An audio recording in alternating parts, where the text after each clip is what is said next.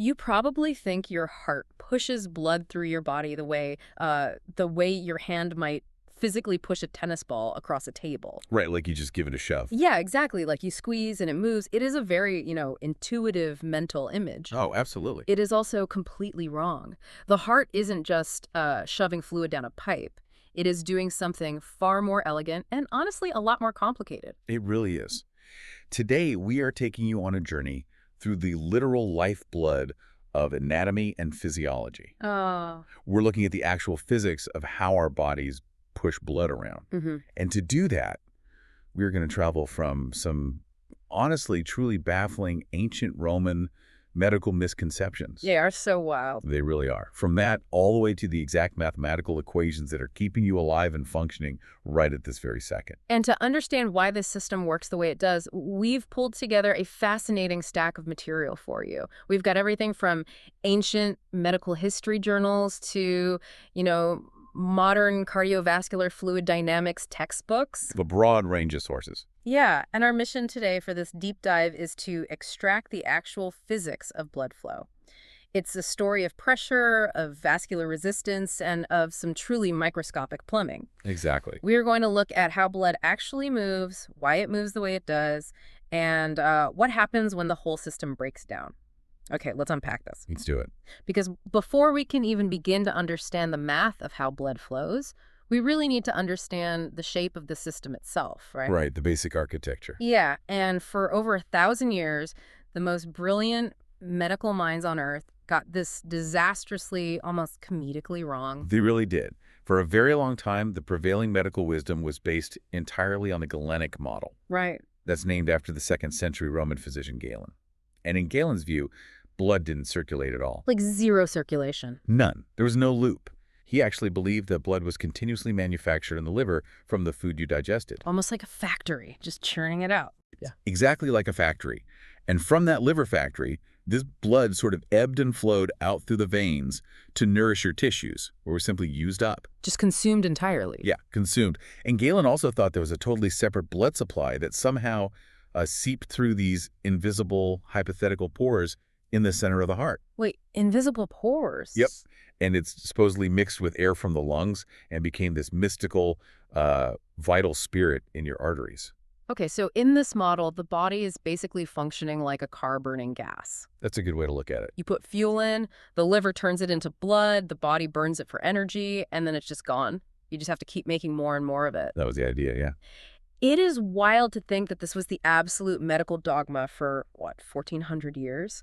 A paradigm like that doesn't just quietly fade away. Someone had to break it. They did. And that paradigm shift in how we observe the body was led by William Harvey. He was an English physician, trained in Padua, Italy. And Padua was the absolute epicenter of anatomical study at the time. Right, the place to be. Yeah. So in 1628, Harvey published a revolutionary text proposing something radical. A closed loop. He said, blood circulates. But wait, the sources say microscopes powerful enough to actually see capillaries, like the tiny vessels that connect the arteries to the veins. They didn't even exist yet. No, they didn't. Marcello Malpighi didn't discover capillaries in frog lungs until 1661, which, if I'm doing the math, was 4 years after Harvey died. Yep, you're exactly right. So how on earth did Harvey prove this closed loop existed if he literally couldn't see the connections between the two sides of the system? Well, that is the genius of William Harvey. He didn't need to see the microscopic connections because he used quantitative reasoning. Oh. He used math. Basically, Harvey estimated the volume of blood that the heart ejected with every single beat. Or the stroke volume. Right. He then multiplied that volume by a very conservative resting heart rate. And what he proved was that the heart pumped more blood in a single hour than existed in the entire human body. Oh, wow. So if Galen's burning fuel model was right, and blood was just being made and consumed, the liver would have to be producing literally gallons of blood every hour. Which is physically impossible. Right. The only logical mathematical way to reconcile those numbers was if the exact same blood was being recirculated. It had to be a closed loop. That is so smart. And he also reinforced this with physical experiments on human arms. He would tie a tight ligature band around a person's upper arm, just tight enough to block the superficial veins, but not the deeper arteries. Okay, so the blood can get in, but can't get out easily. Exactly. So the veins in the forearm would bulge. He then showed, by pressing on those bulging veins, that the blood inside them could only be pushed in one direction. Toward the heart. Toward the heart, yeah. If you tried to push it away from the heart, it would stop dead, trapped by tiny one-way valves. This proved directional flow within a circuit. So Harvey answers the where does it go question, but he still couldn't really explain why it moved that way, right? Like he didn't have the mechanics of it. No, he didn't quite have the physics down. Because answering that required viewing the human body not just as anatomy, but through the lens of fluid dynamics, which explains why, in 1733, an English clergyman and scientist named Stephen Hales decided to do something incredibly visceral. Oh, this experiment, yeah. It's wild. He wanted to measure the force of blood. So he took a live horse, inserted a brass pipe directly into the horse's artery, connected that pipe to a long glass tube, and just watched. And the blood shot 8 feet up into the air. Inside this glass tube. Yeah. That is the very first time anyone directly measured blood pressure. It's a striking image and, a crucial step forward. Hales proved there was immense physical pressure inside the arterial system. Right. But the true physics of flow, the actual mathematical relationship, wasn't locked down until the 1840s by a French physician and physicist named Jean-Leonard-Marie Poiseuille. Yeah, Poiseuille was trying to understand blood pressure in the very small vessels. He built a mercury manometer, which is a much more practical pressure gauge than an 8-foot glass tube on a horse. Definitely easier to carry around. Definitely. And he started doing the math. And this math becomes the absolute spine of cardiovascular physiology. It all boils down to one simple equation. Flow equals the pressure difference divided by resistance. Exactly. Let me translate this, because if you've ever taken a basic physics class, this is just Ohm's law from electrical circuits. It is the exact same fundamental logic applied to fluid instead of electrons. Right. So in electricity, Ohm's law is current equals voltage divided by resistance. In the human body, the blood flow, or the Q, as physicists label it, is your current. Yes. The total pressure generated in your main arteries, which clinicians call your mean arterial pressure, or MAP, acts as the voltage. And the friction your blood encounters as it travels through the vessels, your total peripheral resistance, or TPR, is the electrical resistance. Spot on. The heart doesn't push blood like a hand squeezing a ball. It just generates a massive pressure gradient. It creates super high pressure in the aorta, and that pressure steadily drops as it travels, hitting near zero by the time it gets back to the right atrium. Blood simply flows downhill from high pressure to low pressure. Right. And if we connect this to the bigger picture, Right. this equation is why clinicians and physiologists write cardiac output as cardiac output equals mean arterial pressure divided by total peripheral resistance. Oh, so that's where that comes from. Yeah. Every time a doctor takes your blood pressure, they are assessing the variables in this exact equation. But to really understand how your body manipulates this equation to keep you alive, we have to look closely at the resistance factor. Because if pressure is the engine driving the car, resistance is the steering wheel and the brakes. Exactly. And the body controls that resistance through one mind-bending mathematical rule from Poiseuille's work. Yeah, Poiseuille's law tells us that the resistance to fluid flowing through a tube depends on a few things. It depends on the length of the tube. Longer tubes create more friction. Makes sense. It depends on the viscosity or thickness of the fluid. But most importantly, resistance is inversely proportional to the radius of the tube raised to the 4th power. Here's where it gets really interesting. Raised to the 4th power. That exponent is the secret to everything. Let's do the math on that. Do it. If your body decides to narrow a blood vessel and halves its internal radius, you might assume the resistance just doubles. Half the size, twice as hard to push through. Which feels intuitive. But because of that 4th power, you don't multiply the resistance by 2. You multiply it by 2 to the 4th power. Right. 2 times 2 times 2 times 2. That is 16 times the resistance. It is a massive exponential penalty for a very small change in size. It's like you're sitting in a diner trying to drink a really thick milkshake through a normal straw. It takes some effort, but it works. Now, swap that straw for one of those tiny red coffee stirrers. Oh, that's the worst. The coffee stirrer isn't 16 times smaller, but it suddenly feels like you need lungs of steel to get a single drop of milkshake through it. That is the 4th power relationship in action. And this mathematical reality is why a very specific set of blood vessels are the true controllers of your circulation. Okay. It's not the massive arteries, and it's not actually the heart itself. It is the arterioles. Arterioles. Yeah, these are the small branches just before the capillaries. Arterioles are heavily wrapped in smooth muscle. They can constrict or dilate their radius by just fractions of a millimeter. Barely visible changes. Barely. But because of that fourth power rule, a microscopic change in an arteriole's diameter can increase or decrease blood flow to an entire organ by an order of magnitude. You can feel this system working every time you exercise. Let's say you're a trained athlete and you start sprinting. Your resting cardiac output is about 5 liters of blood per minute. When you sprint, that jumps to 25 liters per minute. Right, a massive increase. But your body doesn't just blast that extra blood everywhere equally. No, it can't. Your body is a master of resource allocation. When you run, your skeletal muscles are producing local metabolites waste products like carbon dioxide, hydrogen ions, and adenosine. Okay. These chemicals directly signal the smooth muscle in the arterioles of your legs to relax and dilate. Ah, so they widen. The radius gets slightly larger, and because of the fourth power rule, resistance plummets. Flow to your legs can instantaneously increase 20-fold. While at the exact same time, your sympathetic nervous system is sending signals to your gut and your kidneys, telling their arterioles to constrict. Exactly. The radius shrinks just a tiny bit, resistance skyrockets by a factor of 16, and blood flow to your digestive system drops by more than half. Your body perfectly diverts gallons of blood away from your stomach and into your sprinting legs, all by just tweaking the diameters of these microscopic pipes. It is a brilliantly elegant system when it works, but, there's a dark side to this right of the fourth power equation. Yeah, I was thinking about that. It explains precisely why cardiovascular disease is so deadly. Let's look at atherosclerosis plaque building up on the inner walls of a coronary artery, the vessels that feed the heart muscle itself. When you hear 50% blockage, it's easy to think, okay, I'm only at half capacity. Not great, but I have a 50% safety margin. That is the trap. Because of the force power penalty, a 50% reduction in the radius doesn't mean a 50% drop in maximum flow capacity. It means resistance has shot up exponentially. Oh, wow. The vessel doesn't need to close completely to cause a heart attack. It just needs to get modestly narrower. And the sheer physics of resistance does the rest, completely starving the heart muscle of oxygen when it needs it most.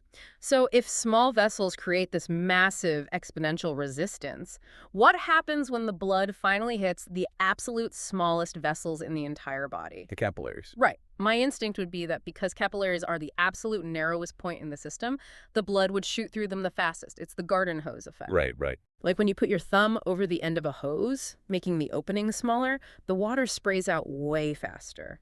It's a very intuitive assumption, but in the human body, the exact opposite happens. Blood velocity absolutely bottoms out in the capillaries. It slows down. It does. And it comes down to a crucial difference between a garden hose and a vascular network. Total cross-sectional area. Because there isn't just one capillary. Exactly.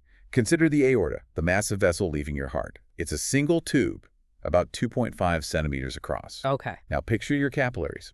Individually, they're almost incomprehensibly tiny, maybe 5 to 10 micrometers wide, barely wide enough for a single red blood cell to squeeze through. Wow, that's small. But you have roughly 10 billion of them. And if you took all 10 billion of those microscopic tubes and bundled them together, their total collective cross-sectional area would be 500 to 1,000 times larger than the single aorta. Oh, wow. So it's not like putting your thumb over a hose. It's like taking a fast-moving, narrow river and dumping it into a massive, incredibly wide, shallow lake. That's a great analogy. The same 5 liters of blood per minute that shoots through the aorta has to pass through that massive capillary lake. Because the total area is so huge, the velocity of the fluid absolutely drops off a cliff. Incredible. In the aorta, blood is moving fast, about 30 to 40 centimeters per second. But by the time it spreads out across the capillary beds, it has slowed down to 0.03 centimeters per second. That's practically crawling. It's over 1,000 times slower. Over 1,000 times slower. And this isn't just a quirky physics fact, right? Like if it didn't slow down, we'd die. We would absolutely suffocate on a cellular level. Capillaries are where the actual work of the circulatory system happens. The exchange. Right. It's where oxygen and glucose are dropped off to the tissues and where carbon dioxide and waste are picked up. This exchange happens through diffusion. Molecules naturally drifting from an area of high concentration to an area of low concentration. Wow. Exactly. And diffusion requires time.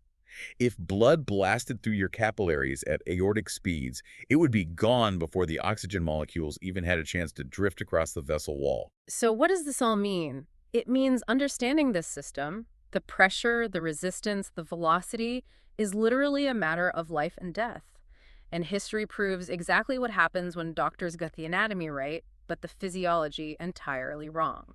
Yes, the death of George Washington is a devastating example of this. A lot of people assume that once William Harvey proved blood circulates in a closed loop back in 1628, doctors stopped doing medieval things like bloodletting. Oh, no, not at all. Bloodletting lasted for 200 more years. Doctors essentially twisted the logic of the closed loop. They argued that if blood circulates everywhere, then an infection or an imbalance, what they called corrupted humors, must be circulating everywhere too. Right. Therefore, draining blood from one spot in the arm would naturally pull the corruption out of the whole loop. It was a catastrophic misapplication of Harvey's discovery. In December of 1799, George Washington was suffering from what modern historians believe was acute epiglottitis, a severe throat infection. Yeah, his throat was swelling shut. His physicians, desperate to cure him, applied this exact logic and bled him. Over the course of about 10 hours, they drained an estimated 3.75 to 5 pints of blood from his body. That is 40 to 50% of his entire blood volume. It's unbelievable. They essentially drained the fluid out of a closed hydraulic system. Without enough blood volume, the heart had nothing to pump against. The pressure gradients completely collapsed. And he died. Washington died that night, and today, the medical consensus is that the bloodletting induced hypovolemic shock. He didn't die of the infection. He died because his physicians destroyed his blood pressure. It is a stark reminder of why the math matters, and it connects directly to modern medicine. When a patient today has chronic high blood pressure hypertension, it's very rarely because their heart is just beating too hard. Right, that's a common misconception. In most cases, it's an issue of peripheral resistance. Their arterioles have become stiff or constantly constricted. The R in our equation is too high. Exactly. That's why the frontline medications for high blood pressure, like ACE inhibitors or calcium channel blockers, don't just target the heart, they target the blood vessels. They chemically force those arterioles to relax and dilate, bringing the resistance and therefore the pressure back down. Conversely, look at conditions like septic shock from an infection or anaphylaxis from a severe allergic reaction. Oh, yeah. These are crises of massive systemic vasodilation. The immune system misfires and tells almost all the arterioles in the body to dilate at once. The resistance suddenly drops to near zero. Bottom just falls out of the equation. Yes, and even if the heart pumps frantically, it cannot maintain enough pressure in a system that is totally dilated. Blood stops flowing to vital organs, and organ failure sets in. Which is why they give you an EpiPen. Precisely. This is why emergency medicine relies on vasopressor drugs, adrenaline-like compounds, to force those vessels to constrict and artificially rebuild the resistance the body lost. What is genuinely fascinating here is that while Poiseuille's law, that flow equals pressure divided by resistance, is the absolute gold standard for understanding this, there is an active, ongoing scientific debate about its limits. There really is. Because Poiseuille built his beautiful math on some very specific physics assumptions that the human body loves to break. Yeah, Poiseuille's equation assumes you are dealing with steady laminar flow, meaning smooth, parallel layers of fluid moving through perfectly straight, rigid, cylindrical tubes. It also assumes the fluid is Newtonian. A Newtonian fluid being something where the viscosity or thickness stays constant regardless of how fast it's moving. Water is Newtonian. Right, but blood is profoundly non-Newtonian. Its thickness actually changes depending on the flow rate, a property called shear thinning. Yeah. At low speeds, in areas like your slower-moving veins, red blood cells tend to stick and clump together into little stacks, almost like rolls of coins. Oh, weird. This makes the blood physically thicker and more viscous.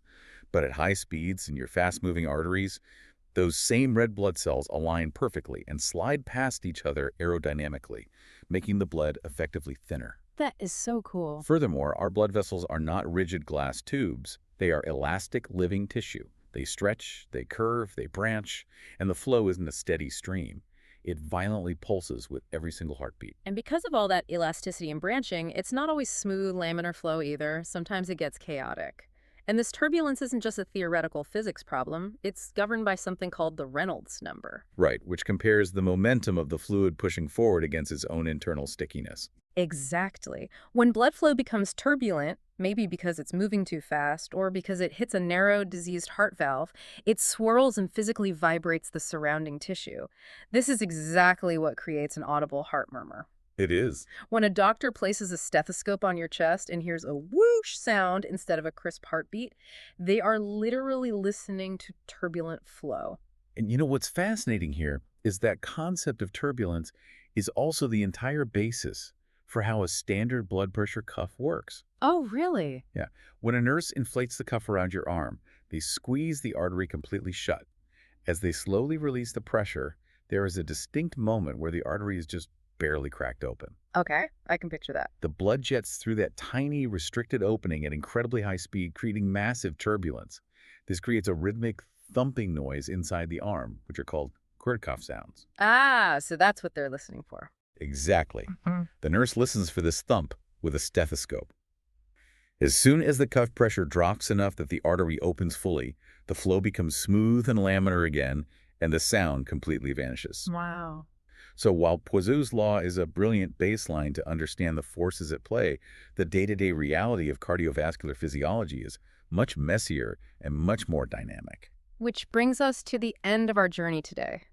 We started with Galen's ancient idea of a fuel-burning body, moved to Harvey's brilliant deduction of a closed loop, and finally arrived at the breathtaking math of the fourth power. It's been quite a ride. It really has.